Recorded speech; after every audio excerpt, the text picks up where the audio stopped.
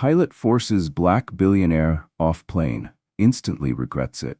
As the story begins, tensions soar when the pilot insists on removing a wealthy passenger from their seat. Witness the shock and confusion of the onlookers as this extraordinary scene unfolds. Just when the outcome seems certain, an unexpected twist changes everything. What happens next will leave you surprised and enlightened. Share your thoughts on this gripping tale. Your feedback inspires more incredible stories. The bustling atmosphere of Orion International Airport was alive with its usual pre-flight commotion. Travelers scurried to their gates while final boarding calls echoed through the terminals. Among the crowd was Dr. Naomi Carter, a renowned black billionaire entrepreneur. Gracefully dressed in an elegant designer ensemble, Naomi moved with quiet confidence, unfazed by the curious glances her presence attracted. Naomi had just concluded an exhausting business trip and was eager to return home. Her first-class seat on the flight was a well-deserved luxury she had earned through years of relentless effort. Yet something about this trip felt off. As she approached her gate, an airline employee intercepted her with an apologetic but firm tone. "Ma'am, your seat isn't available. You'll need to move," the employee said, her words causing Naomi to blink in surprise. "What do you mean?" Naomi asked, holding out her ticket. "My first-class seat is confirmed. It's right here." The employee hesitated, glancing nervously over her shoulder. "I'm sorry, but there's been a mix-up. We'll need you to sit elsewhere." Naomi felt her patience being tested but kept her composure. "This doesn't make sense," she said. "I'd like to speak with a supervisor." Moments later, Captain John Harper arrived. The tall, white-haired pilot looked sharp in his crisp uniform, but his demeanor was anything but professional. He approached with visible irritation. "What seems to be the problem?" he asked curtly. Naomi addressed him calmly but assertively. "There seems to be a mistake. This is my seat, and I have the ticket to prove it." Captain Harper barely glanced at the ticket before shaking his head. "No, that seat is taken," he said dismissively. Confused but resolute, Naomi replied, "I've flown in this seat numerous times. It's mine. I'm not moving." The captain's expression turned icy. "Ma'am, I don't have time for this. You're causing a scene. Either move, or I'll have you removed from the plane." A hush fell over the nearby passengers as they began to take notice of the escalating situation. Naomi, unfazed by the captain's threats, stood her ground. "You can't just force me out of a seat I paid for," she said, her voice steady. Captain Harper's patience snapped. "I don't care if you're a billionaire or royalty," he spat. "You'll leave this seat now, or security will handle it." The tension in the cabin thickened as murmurs spread among the passengers. Naomi could feel their eyes on her, but she refused to back down. "You won't intimidate me," she said firmly. "I'm not going anywhere." Enraged, the captain took a step closer. "This is my plane, and I'll have you thrown off if I have to," he barked. Then, in a sudden, aggressive motion, he shoved Naomi's shoulder, causing her to stumble backward and fall to the floor. Gasps rippled through the cabin as the scene unfolded. Naomi felt a sharp pain in her shoulder as she scrambled to her feet, her hands trembling from adrenaline and shock. "Security!" Captain Harper bellowed as he stormed back toward the cockpit. Passengers sat frozen in their seats, stunned into silence. Some whispered to each other, their faces a mix of horror and disbelief, but no one intervened. Moments later, 2 security officers arrived. One of them, a woman with a professional tone, addressed Naomi. "Ma'am, you'll need to exit the plane." Naomi's heart raced. She had never experienced anything like this in her entire career. The humiliation and pain stung deeply, but she held her ground. "I'm not leaving," she said, her voice resolute. "I'm not the one at fault here." The officer hesitated before radioing for backup. The situation was far from over, and Naomi knew this wasn't just about a seat. It was about something far greater. Naomi Carter knew the situation was slipping further out of control.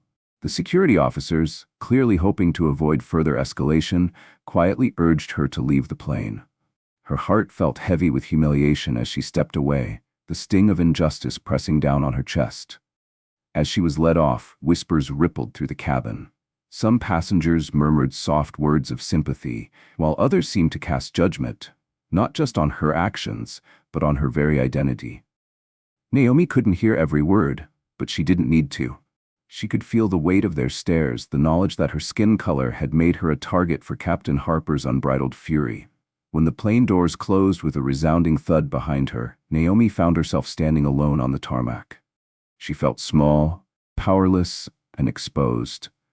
But beneath the despair, something began to stir, a deep-seated anger she had long kept buried. It wasn't just anger at the situation, but at the countless unspoken moments that had tried to diminish her worth. Now it threatened to overwhelm her, demanding action. She watched as the plane taxied away, its engines rumbling. Her phone buzzed in her pocket, breaking her thoughts. She fumbled to retrieve it, her hands trembling with residual adrenaline. The name on the screen made her pause. Michael Carter, her father. As the CEO of one of the world's most successful tech conglomerates and a trailblazer for Black entrepreneurs, Michael had built a legacy of resilience and excellence. Naomi hesitated, knowing exactly how he would react. He was fiercely protective, and once he knew what had happened, there would be no turning back. But this wasn't just about a seat. It was about a system designed to privilege some and diminish others. Taking a deep breath, Naomi tapped the green button to answer. "Dad, something happened," she said, her voice steady but layered with emotion.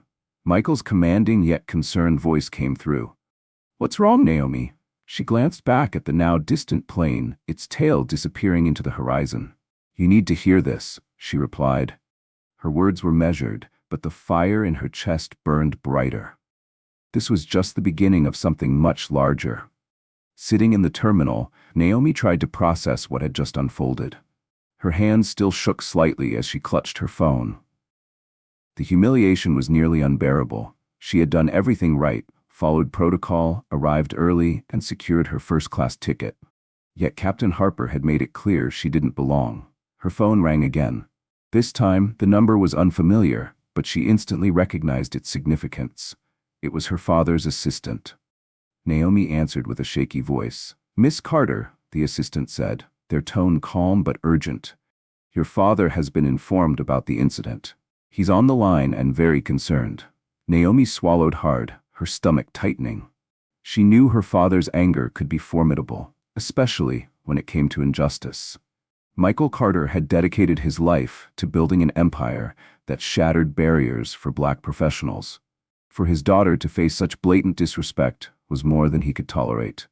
"Put him through," she said, trying to sound composed. The line clicked and her father's steady, commanding voice filled the silence. "Naomi, what happened?" Taking a deep breath, she recounted the ordeal. "It was the captain, Dad," she began, her voice trembling slightly. "He told me to leave my first-class seat, even though I had a confirmed ticket. When I refused, he shoved me out of it in front of everyone." There was a long pause on the other end of the line before Michael spoke, his tone laced with quiet fury. "He pushed you?" Naomi nodded, even though he couldn't see her. "Yes, in front of the entire cabin. And the worst part? No one stood up for me. Not a single passenger said anything.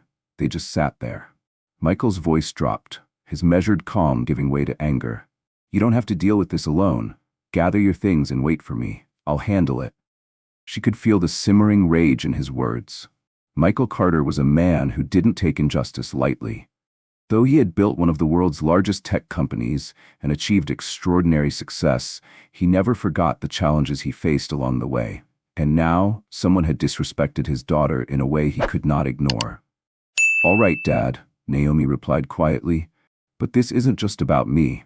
It's about something bigger." "I know," Michael said firmly, "and that's exactly why we won't let this go." As the call ended, Naomi sat quietly in the terminal, her resolve hardening. This was no longer just about reclaiming her seat. It was about standing up against a system that had tried to belittle her and countless others for far too long. Naomi Carter ended the call with her father, her mind racing. She gathered her belongings and walked slowly toward the airport exit, replaying the events in her head. How could Captain Harper treat her that way? What made him believe his actions were justified? Was it because she was Black, or because she was a woman? Naomi didn't have all the answers yet, but she was beginning to see a larger, more troubling pattern. This wasn't just an isolated act of disrespect. It was a symptom of something much deeper, something systemic. At Skyward Airlines headquarters, the tension was palpable. CEO Nathan Gray was on a call with a staff member who sounded panicked. "Mr. Gray, we've just received a serious complaint involving Dr. Naomi Carter," the staffer said. Nathan's brow furrowed. "What happened?" There was a brief hesitation before the staffer explained. Captain Harper physically removed her from her seat. "Physically?" Nathan repeated, his voice rising with disbelief. "What do you mean physically?" As the full story unfolded, Nathan's stomach churned.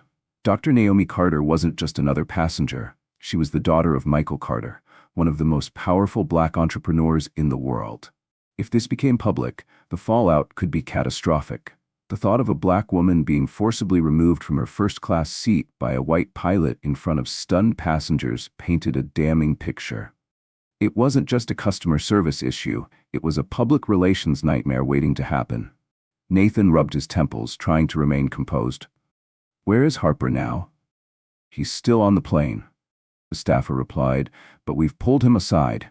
He doesn't know who the passenger was yet." "Good. Let's keep it that way for now," Nathan said. "Get him off the plane immediately and contact PR. We need to contain this before it spirals." Meanwhile, Captain Harper was entirely oblivious to the storm brewing around him. Seated in the cockpit, his mind replayed the incident, but not with regret, only frustration. To him, he had simply been doing his job, maintaining order on the flight. The passenger, he thought, had been rude, disruptive, and unwilling to comply. In his eyes, his actions were justified. When the plane landed, Harper was summoned to a private room away from the passengers. There, he was met by the airline's operations chief, Laura Weston. Despite her professional demeanor, the tension in her voice was unmistakable. "Captain Harper," she began, her words clipped, "I need you to come with me." He frowned. "What's going on?" Laura's tone remained firm. "We need to discuss what happened with Dr. Naomi Carter. Please come with me immediately." At first, the name meant nothing to Harper. He followed Laura down a narrow corridor, confused by the charged atmosphere. The staff seemed unusually tense, and Harper began to sense that this wasn't a routine complaint. When they entered the office, Nathan Gray was waiting. His expression was stony, his posture rigid. "You have no idea who you've just crossed," Nathan said, his voice sharp. The words hit Harper like a blow. The name Carter suddenly clicked, draining the color from his face. Back in the terminal, Naomi sat in a quiet corner, her phone lighting up her face in the dim surroundings. Normally, she preferred to tackle challenges on her own, but this situation felt different.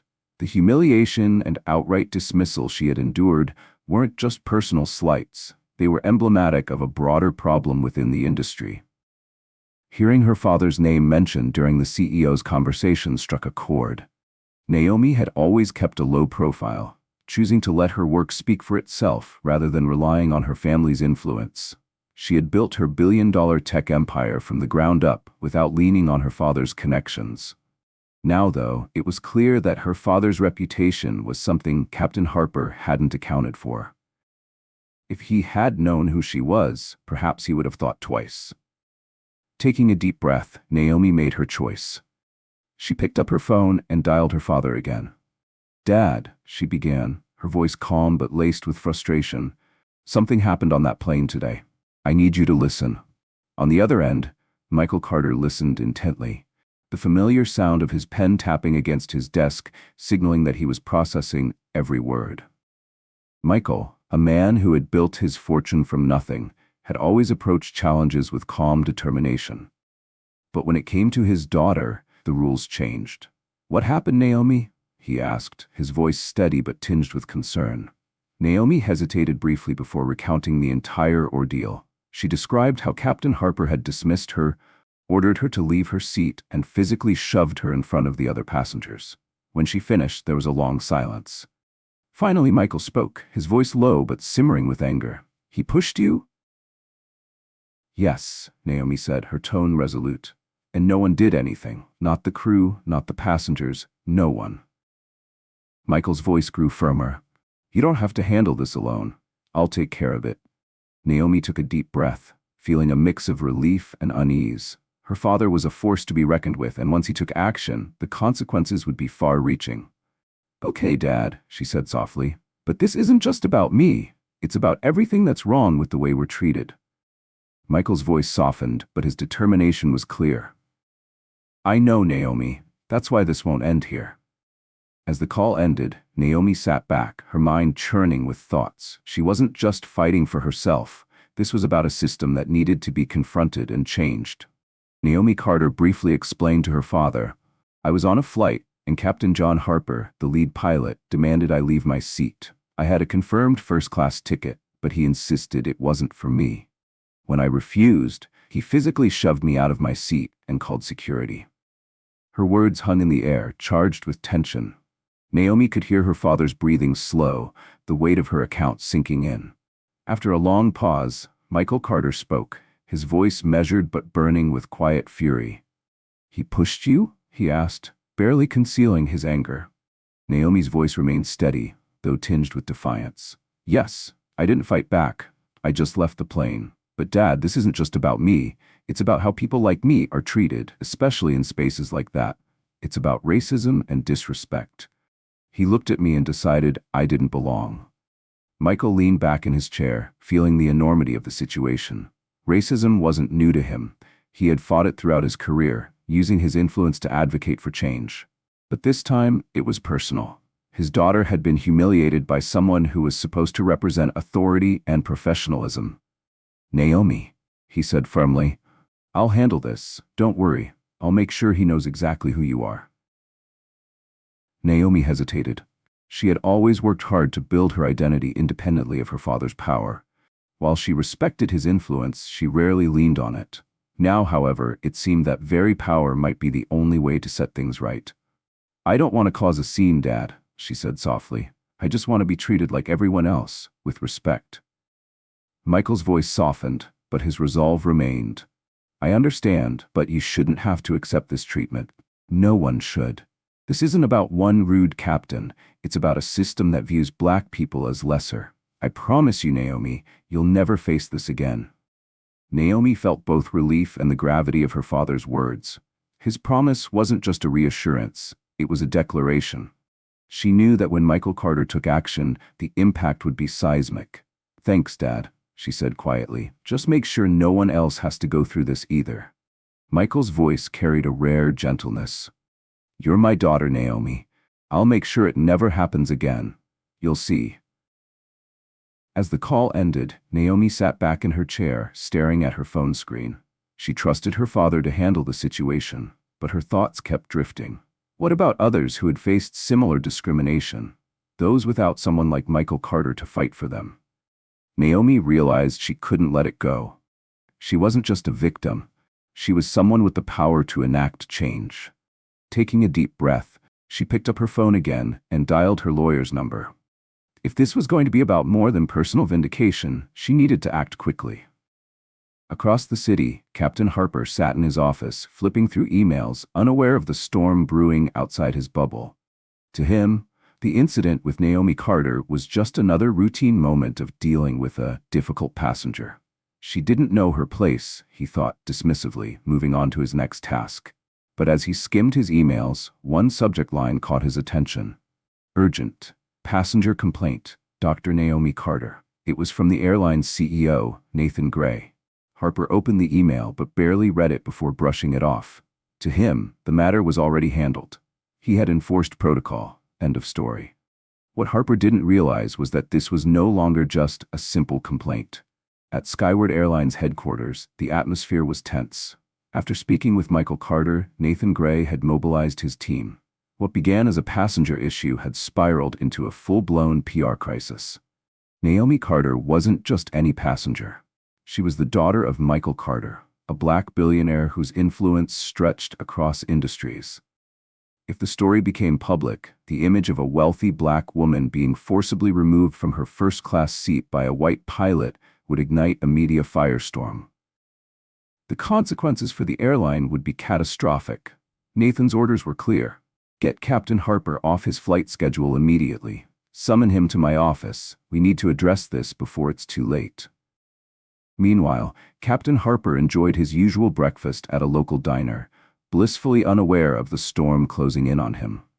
He flipped through the day's newspaper, mentally preparing for his next flight. The incident with Naomi barely registered in his thoughts. She was just another passenger making a fuss, he told himself. I did what I had to do. By the time Harper arrived at the airline's headquarters, the situation had already escalated. A message summoned him directly to Nathan Gray's office. The atmosphere felt heavy as Harper walked into the CEO's office. Nathan stood behind his desk, his face grim. Sit down, Captain Harper, Nathan said curtly. What's this about? Harper asked, feigning ignorance. Nathan's voice was sharp. We need to discuss what happened with Dr. Naomi Carter. You're in serious trouble. Harper's confidence faltered, but he tried to maintain his composure. I was just enforcing protocol, he said dismissively. Nathan didn't flinch. You have no idea who you just crossed, do you? Harper blinked, confused. The name Carter began to take shape in his mind, and then realization struck. His confidence drained as he grasped the gravity of the situation. He had made a terrible mistake, one that would cost far more than he ever anticipated. Naomi Carter wasn't just another passenger. She was the daughter of Michael Carter, one of the most successful black entrepreneurs in the country. As news of her experience began to spread, the airline's PR team scrambled to contain the growing fallout. They had already received a flood of angry calls, but the worst was yet to come. In the conference room at Skyward Airlines, the PR lead, Karen Bradley, a sharp and authoritative woman in her 40s, addressed her team with urgency. We need every single detail about what happened on that flight. Karen said firmly, this isn't just a customer service issue, it's the potential lawsuit. The last thing we need is a full-blown PR disaster. A young intern, Olivia, hesitated before speaking up. I've been monitoring social media. The hashtag Justice for Naomi Carter is trending everywhere. Karen's expression hardened as the gravity of the situation sank in. The matter had grown far beyond customer relations. If Naomi Carter decided to take legal action, the airline could face devastating financial and reputational damage. What made it worse was that Naomi wasn't just a wealthy passenger, she was Michael Carter's daughter, a significant shareholder in the airline. Find out exactly what happened on that plane, Karen ordered. And Olivia, get in touch with Michael Carter's office. We need a strategy before this gets completely out of control. Meanwhile, Captain Harper was back at headquarters, preparing for his next flight when his phone buzzed. Seeing the name of his supervisor, Robert Jenkins, he answered, unaware of the storm brewing around him. Captain Harper, we need to talk, Robert began, his tone serious. You're going to need to meet with HR and the executive team. We've received some serious complaints. Harper's stomach sank. Complaints? About what? Robert's voice grew colder. About your handling of Dr. Naomi Carter. It's not looking good, John. The media is all over this and her family is involved. You need to think carefully about what you're going to say in this meeting. Harper felt a chill. He had dealt with difficult passengers before, but this was different. He had no idea who Naomi Carter was when he removed her from the seat. If he had known, maybe he would have acted differently. Now, as he walked toward the airline's headquarters, Harper couldn't shake the sinking feeling that his career was on the line. Could he lose his job over this? Could he even be sued? One thing was certain, he had made a powerful enemy. Elsewhere, Olivia was still trying to reach Michael Carter's office. When she finally got through to his assistant, the response was chillingly curt. Mr. Carter is handling this matter personally. If you wish to speak with him, you'll need to go through his legal team. Olivia's face paled as she relayed the message to Karen. Karen's jaw tightened. Michael Carter isn't just wealthy, he's one of the most influential people in the country. This isn't going to end quietly. The airline needs to be prepared to face the full brunt of his power. While the airline struggled to respond, Naomi had already begun taking action. She meticulously documented every detail of her encounter with Captain Harper and reached out to her lawyer. Her legal team wasted no time preparing a claim for racial discrimination and assault. Naomi wasn't someone who let injustice slide. She had built her career and her family's legacy on resilience and determination. She wasn't going to let anyone, especially someone like Captain Harper, diminish her worth. Michael Carter, meanwhile, was mobilizing his network. For him, this incident wasn't just a personal slight. It was a glaring example of how people of color were treated in spaces dominated by white authority. This wasn't an isolated incident. It was part of a much larger systemic issue that Naomi had often heard about, but now experienced firsthand. Harper's actions weren't just rude. They were a blatant abuse of power. And Michael Carter was determined to make him regret it. As the airline's HR team began their investigation, tensions continued to rise. Flight attendants and passengers from the flight were interviewed, and their testimonies painted a troubling picture of Captain Harper's behavior. Witnesses described Harper as aggressive and dismissive from the start, with several confirming that he had used excessive force when shoving Naomi out of her seat. By the end of the day, the airline's legal team realized they couldn't let the situation fester. Immediate action was necessary to contain the damage, but the truth was already spreading, and it was too late to keep the story under wraps. As Naomi's legal team worked tirelessly, Harper entered the airline's headquarters with his career hanging by a thread. The following morning, Harper sat in his cramped office, staring at his phone. His hands trembled as he scrolled through countless notifications. Angry messages poured in from colleagues, strangers, and even family members. He had faced pressure before, but this was unlike anything he had experienced. The world seemed to have turned against him. Harper told himself he had done nothing wrong. Wasn't it her behavior that disrupted the flight? He muttered. Naomi Carter had insisted on sitting in a seat he believed wasn't hers. In his mind, he was just doing his job. But as the backlash continued to mount, doubt began creeping in.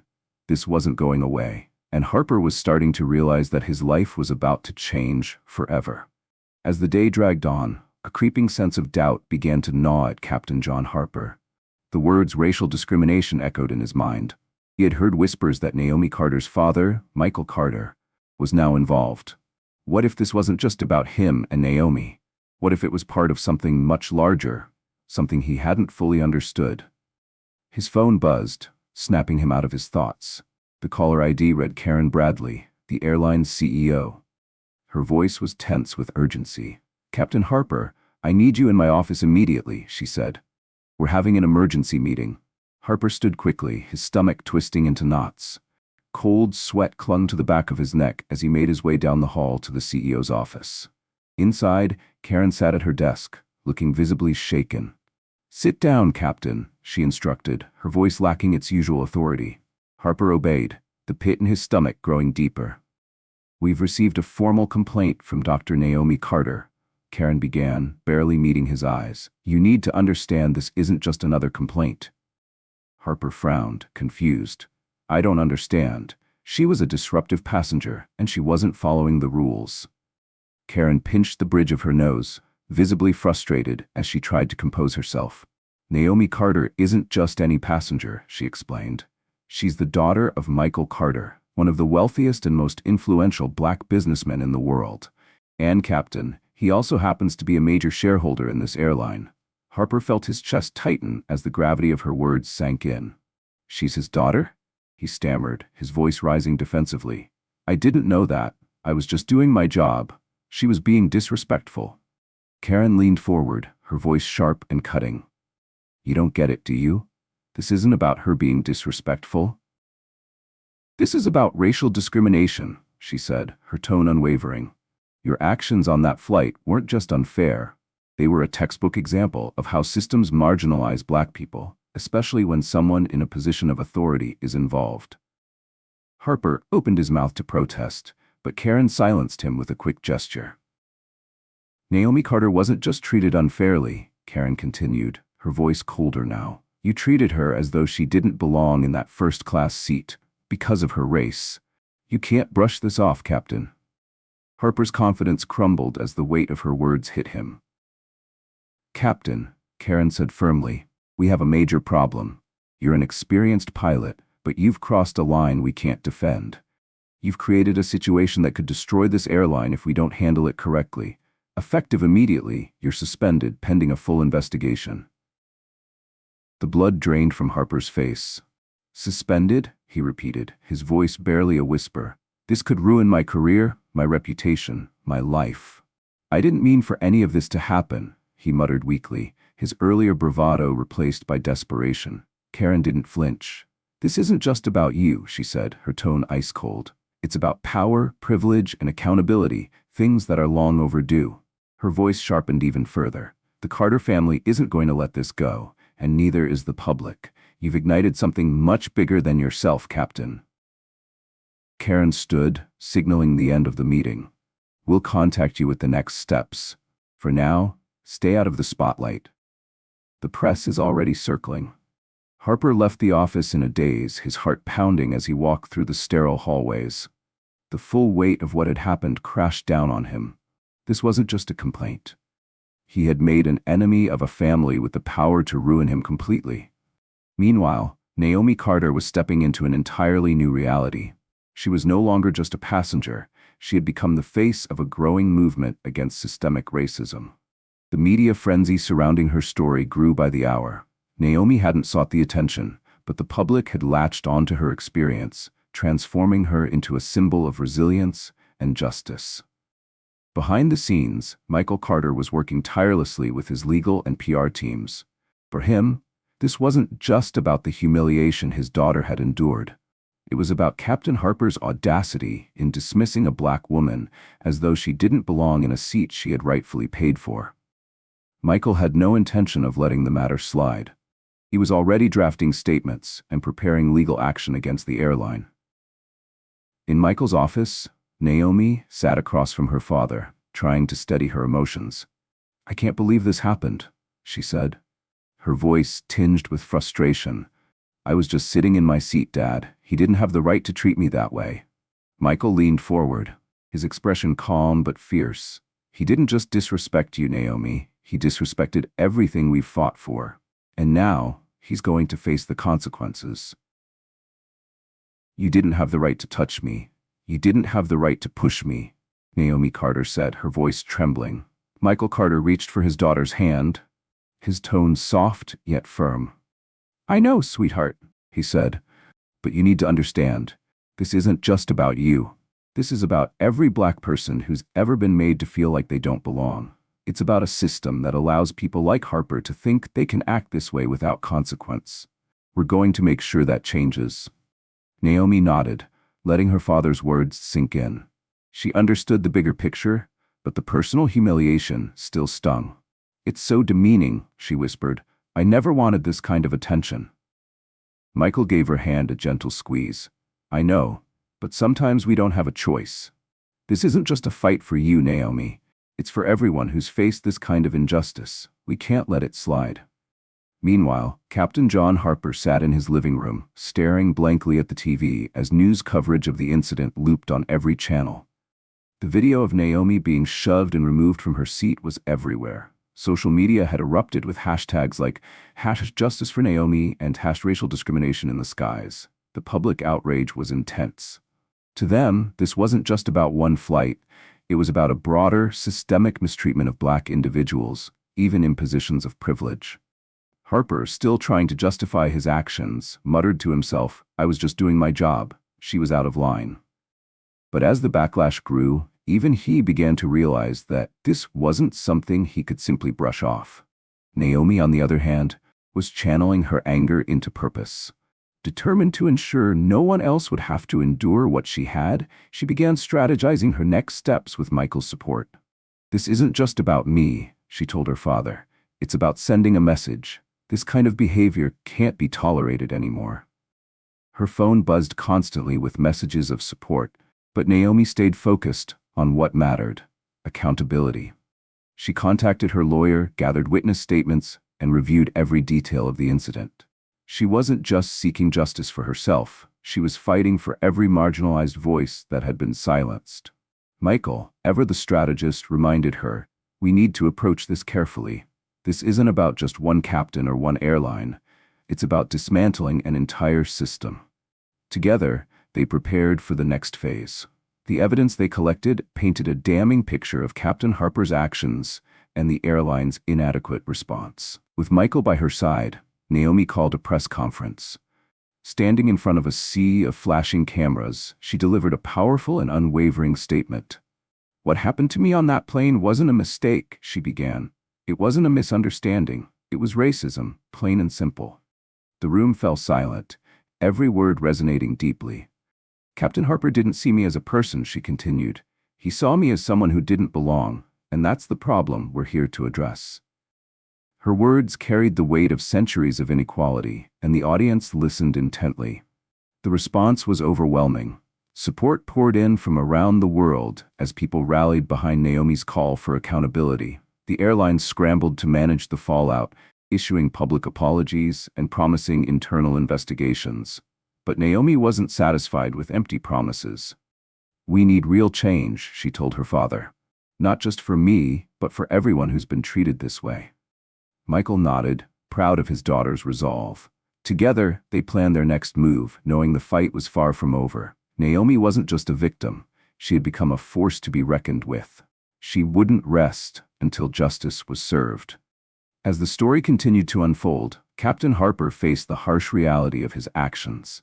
Video footage, witness testimonies, and public outrage painted an undeniable picture of his misconduct. The airline announced his suspension pending further investigation, and the world watched closely to see what consequences he would face.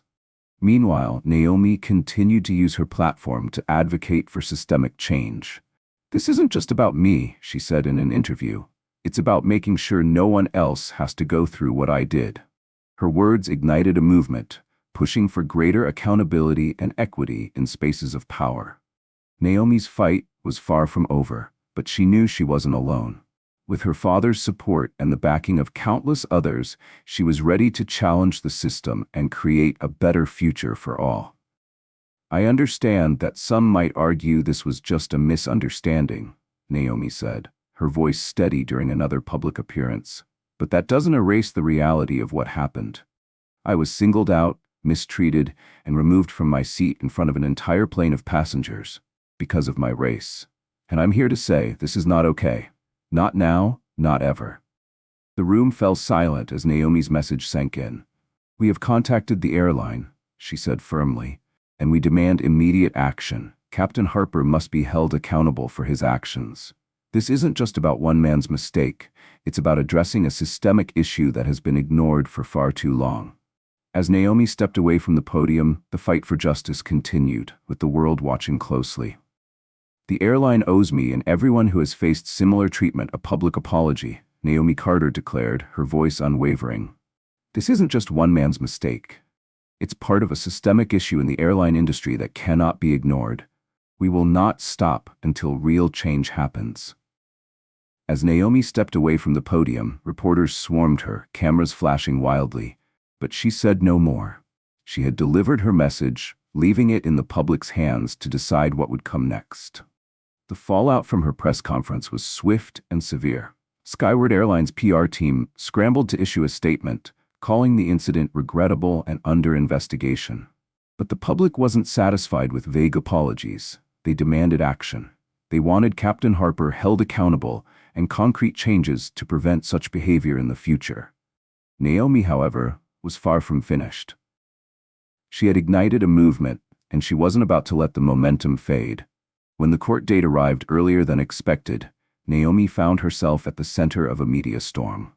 The coverage had only intensified in the weeks since the incident, with the public learning more about Harper, the airline, and Naomi herself. Supported by her family, friends, and colleagues, Naomi stood outside the courthouse alongside her father, Michael Carter. She took a deep breath as they walked past the flashing cameras and shouting reporters. Every step, every glance, every word was scrutinized. But Naomi wasn't focused on the spectacle. Her sole purpose was to bring the truth to light. Inside the courtroom, Captain John Harper sat in the defendant's chair, his hands trembling as he fumbled with his notes.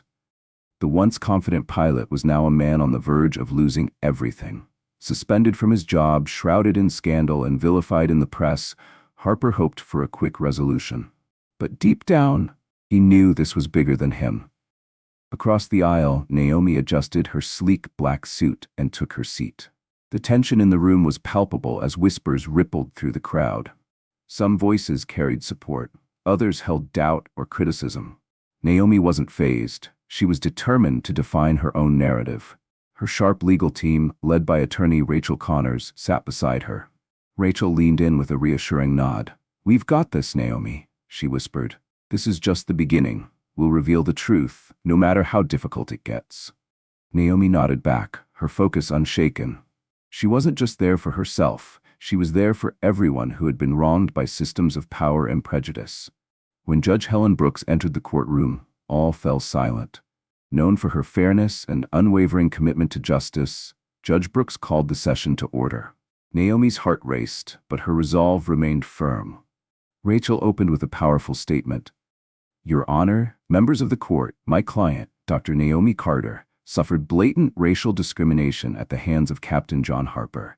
Despite holding a valid first-class ticket, Dr. Carter was forcibly removed from her seat and humiliated in front of passengers, solely because Captain Harper decided she didn't belong. This was more than unprofessional conduct, it was a violation of her rights." As Rachel outlined the events, Naomi felt the weight of every gaze in the room. She stayed composed, even as her mind replayed the humiliating incident. Rachel pressed on. This was not just disrespect, it was targeted discrimination. Captain Harper didn't even know who Dr. Naomi Carter was, a tech entrepreneur, philanthropist, and daughter of Michael Carter, a man who has shattered countless barriers for Black professionals. But even if she weren't any of those things, she still deserved to be treated with dignity and respect. At the mention of her father, the energy in the room shifted. The dynamics of privilege, prejudice, and accountability became impossible to ignore. Harper's defense attorney, Martin Kane, rose to speak, dismissing the claims as a misunderstanding. The captain acted within protocol, Kane argued. This was a case of a passenger refusing to comply with standard procedures, not a matter of race. Naomi's voice cut through Kane's argument. "You don't get to call it a misunderstanding," she said, her tone calm but resolute. "You don't get to erase what this was. I was singled out because I'm Black. My father built everything he has to ensure people like me wouldn't have to face this kind of discrimination, and I refuse to let anyone, including you, dismiss that truth." The courtroom fell silent. Naomi's words reverberated with undeniable power. Kane hesitated but pressed on, claiming a lack of evidence for racial bias. Rachel quickly countered. "The surveillance footage and passenger testimonies speak volumes, Your Honor. Captain Harper physically pushed Dr. Carter from her seat. His words and actions clearly demonstrate discriminatory intent. This case isn't about a misunderstanding, it's about systemic prejudice and abuse of power." As Rachel concluded, the atmosphere in the courtroom was charged. The truth of Naomi's experience was undeniable, and the stage was set for a battle not just for her, but for justice. "This case isn't about a disagreement," Rachel Connor stated firmly in court. "It's about systemic prejudice and abuse of power." The courtroom's energy shifted once again as Rachel methodically presented Naomi Carter's story, supported by undeniable facts and evidence. The atmosphere grew tense as surveillance footage played, showing Captain John Harper forcefully removing Naomi from her seat. The room was gripped with a mixture of outrage and discomfort. Naomi felt a complex wave of vindication and pain as the humiliating moment replayed before her eyes. She refused to look away, determined to own her truth. Sitting beside her, Michael Carter's calm and steady presence served as a constant source of strength. Meanwhile, Harper sat frozen, the mounting evidence leaving him paralyzed. The reality of his actions weighed heavily as witnesses corroborated Naomi's account, painting a damning picture of his behavior and the systemic issues that fueled it. Judge Helen Brooks, maintaining a neutral but attentive demeanor, adjourned the court for the day, allowing all parties time to digest the revelations. Outside, reporters swarmed Naomi and Michael, cameras flashing and questions flying. Neither gave a comment. Naomi's focus remained unshaken. She had said what needed to be said in court and wasn't interested in feeding the media frenzy. "You did great today," Michael said quietly to his daughter as they walked toward their car, pride gleaming in his eyes. Naomi nodded, her resolve hardening further. "I'm not stopping until everyone knows the truth," she replied firmly. The following morning, tension filled the courtroom. Witnesses began taking the stand, and each testimony chipped away at Harper's defense. As he sat in the defendant's chair, his once confident demeanor crumbled, replaced by visible panic. He could feel the weight of the evidence mounting against him, his case unraveling. Harper sat pale and slumped, a shadow of the commanding pilot he once appeared to be. When Naomi took the stand, the room grew silent. Calm but resolute, she recounted the events of that humiliating day with clarity and grace. "I didn't ask for special treatment," she began, her voice steady and firm. "I only asked for respect. Instead, I was treated as though I didn't belong, as though my presence in that first-class seat was unacceptable because of my skin color." Her words echoed in the courtroom, carrying undeniable weight. Harper couldn't meet her gaze. The truth of Naomi's testimony, delivered with calm conviction, resonated powerfully. Naomi's statement wasn't just about her own experience. It was about everyone who had ever been subjected to similar treatment. Michael Carter sat quietly by his daughter's side throughout the trial, his presence a steady reminder that Naomi was never alone in her fight. He understood the challenges of dismantling systemic injustices, but also knew the power of truth. The jury's deliberation felt agonizingly long, each passing moment adding to the tension in the room. Finally, the judge returned. The courtroom fell silent as Judge Brooks adjusted her glasses and addressed the room. "After careful review of all evidence presented," she began, her voice deliberate and clear, "the jury has reached a verdict. We find Captain John Harper guilty of racial discrimination and assault." Naomi's breath caught in her chest as the words reverberated through the room. It was a victory, not just for her, but for countless others who had endured similar injustices. She turned to her father, meeting his calm gaze. Michael's exterior was as composed as ever, but Naomi could see the pride in his eyes. For Naomi, this was more than a personal win. It was a step toward justice for everyone who had ever been silenced, marginalized, or mistreated. The fight wasn't over, but she had proven that change was possible when truth and resilience led the way. The pride in Michael Carter's eyes was unmistakable as the judge continued delivering the sentence. "Captain John Harper, you are hereby sentenced to 12 months in prison for your actions," Judge Helen Brooks declared. "Furthermore, the airline will face a civil lawsuit and you will be permanently barred from employment in the aviation industry." Harper's face twisted in disbelief. His eyes darted to his lawyer, silently pleading for a lifeline that didn't exist. The courtroom buzzed with murmurs, which quickly turned into audible reactions. Some people cheered quietly, while others whispered in stunned disbelief. When Harper's lawyer attempted to speak, the judge silenced him with a firm hand. "This court will hear no further discussion," she said. Naomi Carter felt an overwhelming sense of calm as the verdict settled over the room. It was over. She had fought back, and she had won. The system that had failed her in the past had finally worked. As Naomi stood, she felt the weight of the courtroom's attention. But this time, it didn't drag her down. She had stood up, spoken her truth, and found justice. Michael placed a hand on her shoulder. "We did it," he said softly. "But this isn't just about you. It's about everyone who has ever been silenced. Today, we've shown them that their voices matter." Naomi nodded, her throat tight with emotion. She wanted to speak, but words escaped her. Instead, she gave her father a small, grateful smile. As they exited the courtroom together, cameras flashed and reporters shouted questions. Naomi held her head high, her eyes set firmly on the future. This had never been just about her. It had always been about something far greater. About proving that no matter how deeply rooted injustice might be, it could be challenged and overcome. Meanwhile, Captain Harper was escorted from the courthouse in handcuffs. His head hung low, his once proud shoulders slumped in defeat. Reporters trailed after him, bombarding him with questions he couldn't answer. Naomi didn't watch him go. She felt no sympathy for the man who had humiliated her and disregarded her humanity. He had seen her as less than, but now the world knew otherwise. As Naomi and Michael stepped into their car, the doors closed with a soft thud, separating them from the chaos outside. Naomi gazed out the window, watching the courthouse fade into the distance. The magnitude of what had happened began to sink in.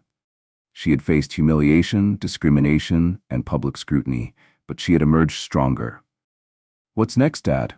she asked, her voice steady but thoughtful. Michael smiled warmly. "We keep moving forward," he said. "We fight for the next person who needs help. We fight for justice. We fight for change." Naomi nodded, feeling a renewed sense of purpose. She had made a difference, but she knew there was still work to be done. As the car moved through the city, Naomi resolved to use her voice and platform to ensure no one else would have to endure what she had faced. The screen fades to black as the car drives off, leaving behind the courthouse and the crowd. The faint sound of the engine fades into silence. A moment that speaks louder than words. A message appears. We celebrate stories that honor courage, resilience, and the pursuit of justice. Together, we stand against all forms of discrimination and inequality. Thank you for joining us in the fight for inclusion and equality.